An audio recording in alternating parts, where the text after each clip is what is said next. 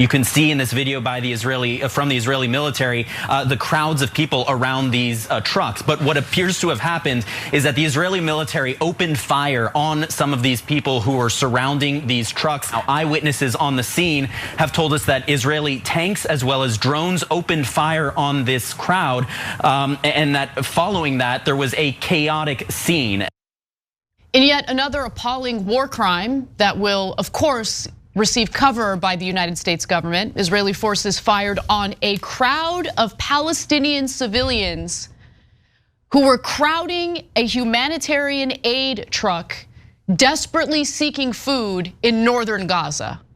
Now, it's important to keep in mind that we are talking about northern Gaza, which has effectively been cut off from any humanitarian aid. We're talking about people who did not evacuate to the south. Humanitarian aid organizations have had a lot of difficulty reaching them. And since they swarmed the humanitarian aid truck, the IDF took it as an opportunity to fire at them, killing hundreds of people. Now, the death toll is very likely to change, but more than 100 people have been reported killed as a result of this. The death toll in Gaza is believed to have surpassed 30,000 people at this point. Now, Israeli officials acknowledged that troops opened fire, saying they did so after the crowd approached in a threatening way. The officials insisted on anonymity to give details about what happened after the military said in a statement that dozens were killed and injured from pushing, trampling, and being run over by the trucks. So the IDF and the Israeli government would have you believe that no, we didn't shoot at them. Yes, these bullet-riddled bodies laying on the floor do exist, but that wasn't us. It was the trampling that caused these deaths. Complete and utter BS. And hundreds of thousands of Palestinians are believed to remain in northern Gaza, and many have been reduced to eating animal fodder to survive. The UN says that 1 in 6 children under 2 in the north suffer from acute malnutrition and wasting. And the UN also says that a quarter of Gaza's, and this is the entire Gaza Strip, a quarter of Gaza's 2.3 million Palestinians face starvation. Around 80% have fled their homes. And I want to go to what witnesses said about what was happening at the scene before I go to you, Cenk.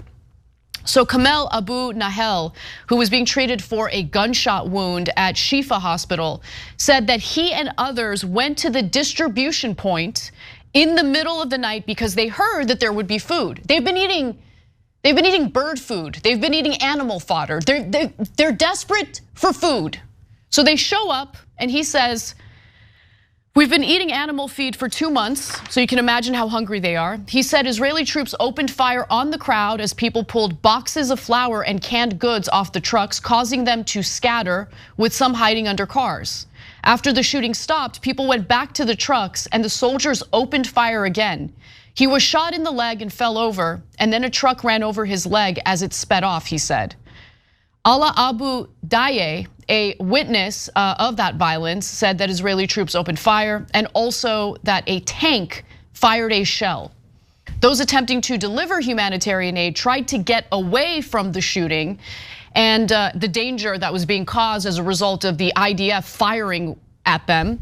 And as a result, they unfortunately did end up running some people over, but do not make the mistake of buying into the lies and propaganda by the Israeli government. That is not the main reason why people were killed. In fact, Jeremy Diamond at CNN, who's done some excellent reporting on the ground, has a report that I want to share with you all in regard to this episode. Let's watch. Our eyewitnesses on the ground indicate that it was the Israeli gunfire that prompted some of those trucks to flee the scene and in the process run over some of these individuals. But we are still working to gather additional details. The Israeli military says for its part that the incident is under review, and they are also saying in a statement that Gazan residents surrounded the trucks, looted the supplies being delivered, and that during the incident, dozens of Gazans, they say, were injured as a result of pushing and trampling. This was clearly more than just pushing and trampling, and we have eyewitnesses making very clear that the Israeli military did indeed open fire on these individuals.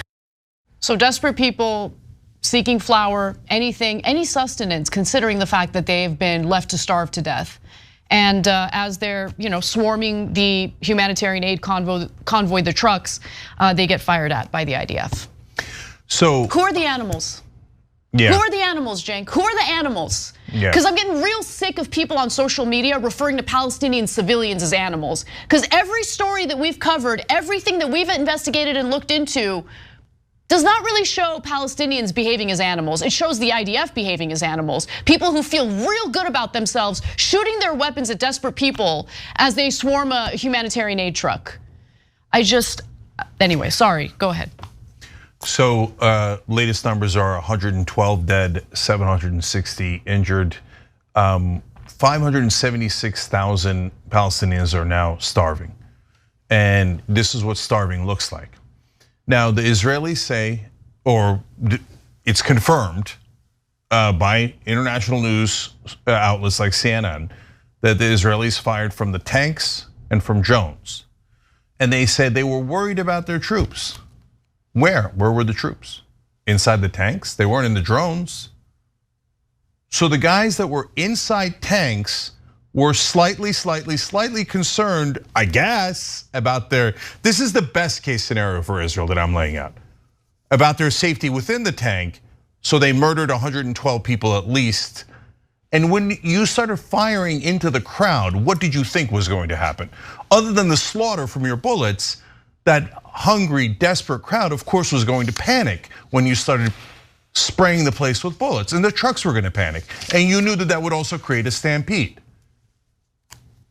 And the drones, how about the drones? Were the drones afraid that that their hardware or plastic was going to get attacked? So somehow they were going to jump up and grab a drone with no one inside of it? And why would that be a concern? Why are you murdering people with drones when you actually see them and you see that they are not at all fighters and they are people desperate for food, and Israel murders them? So if that breaks your heart, good, you still have one. You still have one, good.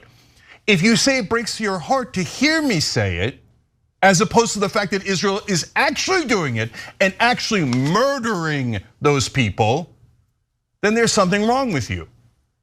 You think, I don't care about those people, I don't view Palestine. You have to admit it.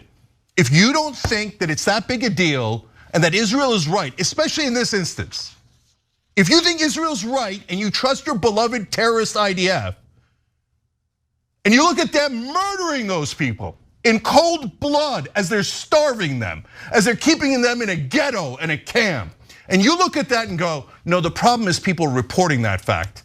It's not the fact, the problem is not us doing it.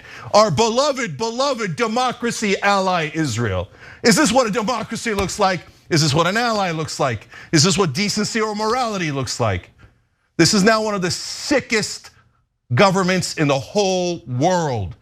In my whole lifetime, I've never seen slaughter like this on live television. Yeah, I know this Bashar al-Assad, Kim Jong-un, Saddam Hussein, etc., have done terrible things. But these are being televised, brothers and sisters. So you could say, hey, well, that doesn't. And defended by our government. That's the important thing to remember. Because I don't remember the US government defending the chemical weapons attacks that Bashar al-Assad was doing. In fact, we bombed Bashar al-Assad. We bombed Saddam Hussein. We threatened to bomb Kim Jong-un. We applaud Israel and give them money. And weapons. Right now, the Senate already passed a bill to send $14 billion for more slaughter. It's a slaughterhouse in Gaza. Every day that we delay, the IDF murders more Palestinians. Today, Lloyd Austin, our Secretary of Defense, admitted in testimony in Congress, Israel has murdered more than 25,000 women and children. Women and children. Remember that our hearts broke, and we said it on this show, for 36 babies that were killed in Israel, 36 children. And that should break your heart. You've got 25,000 dead babies, children, women stacked on top of one another. And now 576,000 people that are starving and desperate and eating animal fodder. What kind of sick maniacs do this? Terrorists do this. Benjamin Netanyahu is 100% a terrorist and one of the worst terrorists of my lifetime. 25 times the terrorist that Hamas is. Definitely a terrorist. Don't give me this nonsense that, oh, when Arabs do it or when Muslims do it and when the powerless do it, they're no good scumbag terrorists. But when a state does it, a so-called ally does it, and they do it 25, 30 times worse. No, angels. They had to do it. No, you cannot be in favor of this. If you're in favor of this, you have lost your soul. You have lost your morality. You have lost decency. The IDF now is the largest terrorist organization in the world. If you say, oh no, that's not fair, we were just murdering 30,000 of them and starving them and humiliating them and shooting them with drones and treating them like animals. But you don't get to call us names. You don't get to call us names. No, I do get to call you names. Israel's one of the worst governments on earth right now. And if you care about Israel, and I think people are so blinded by their bias. But if you say the Palestinians, who gives a goddamn about them? Murder them. Who cares about the Palestinians? We have a right to defend ourselves. Get the hell out of here. That defense ended months and months and months ago. This is just brutality and savagery. So if it breaks your heart to hear the truth, good, do something about it. And so if you don't mind murdering Palestinians and treating them like animals, how about Israel? Listen, you fools, you utter fools, the right-wing government of Israel, our stupid monsters in our Congress. Do you not understand? We are all seeing this. Your lies about how Israel has to do it, no one believes it. No one, other than the propaganda-filled, bias-filled heads in Washington. The rest of us look at it, and what do you think's happening? What do you think the world thinks about Israel now? Do you not get it, you schmucks? You unbelievable idiots. If Turkey was doing this, when Turkey did, 1% of this, I was furious because it's gonna make people hate me. Do you not get it? Are you so thick-headed you can't get it? The world now despises Israel because of this. No, it's because we're the victims.